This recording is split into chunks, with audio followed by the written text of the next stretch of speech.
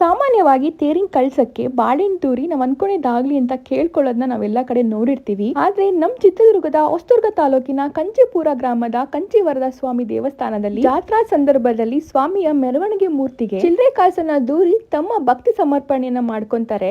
ಸ್ವಾಮಿ ಬಳಿ ಏನೇ ಅನ್ಕೊಂಡ್ರು ಅದು ಹಾಗೆ ಆಗುತ್ತೆ. ಅನ್ಕೊಂಡಿದ್ದು ಬೇಡ್ಕೊಂಡಿದ್ದು ನೆರವೇರಿದ್ಮೇಲೆ ಸ್ವಾಮಿಯ ಜಾತ್ರೆ ಟೈಮಲ್ಲಿ ಎಷ್ಟು ಹರಕೆ ಓದ್ಕೊಂಡಿರ್ತೀರೋ ಆ ಮೊತ್ತನ ನೀವು ಚಿಲ್ಲರೆ ಕಾಸು ರೂಪದಲ್ಲಿ ಸ್ವಾಮಿಗೆ ದೂರ್ಬೇಕು.